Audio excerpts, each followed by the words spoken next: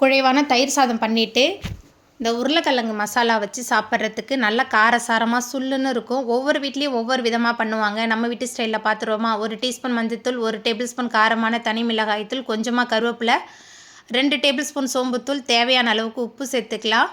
அதுக்கப்புறமா 1 table spoon இஞ்சி பூண்டு விழுது, கொஞ்சமாக தண்ணி சேர்த்துட்டு நல்லா கலந்து வச்சிடலாம். நம்ம சேர்த்த மசாலா எல்லாமே நல்லா கலந்ததுக்கப்புறமா வேக வச்சு தோல் உரித்து வச்சுருக்கிற உருளைக்கிழங்கு சேர்த்துட்டு நல்லா கலந்து வச்சிடலாம். நம்ம சேர்த்த மசாலா உருளைக்கிழங்கு எல்லாமே நல்லா கலந்ததுக்கப்புறமா அரை மணி நேரத்துக்கு நல்லா ஊற வச்சிடலாம். ஊறினதுக்கப்புறம் அடுப்பில் கடாய் வச்சு எண்ணெய் சேர்த்து எண்ணெய் சூடான பிறகு கடுகு சேர்த்து பொரிஞ்சதுக்கப்புறமா பொடியாக நறுக்குன 15 சின்ன வெங்காயம் சேர்த்து வதக்கிடலாம். வெங்காயம் நல்லா வதங்கி வந்த பிறகு வேக வச்சு மசாலா தடவி வச்சுருக்கிற உருளைக்கிழங்கு எல்லாத்தையும் சேர்த்துட்டு அடுப்பை மிதமான தணலில் வச்சு நல்லா கலந்துட்டு வதக்கி கொடுத்துக்கிட்டே இருக்கலாம். நம்ம கலந்து விட இந்த உருளைக்கிழங்கு இந்த எண்ணெயில் நல்லா ரோஸ்ட் ஆகி வந்துடும். அப்போ தான் ரொம்ப சூப்பராக இருக்கும். நல்லா கலந்துட்டு எல்லாமே சேர்ந்து நல்லா சுருண்டு வந்ததுக்கப்புறமா பரிமாறி பாருங்கள், ரொம்பவே சூப்பராக இருக்கும்.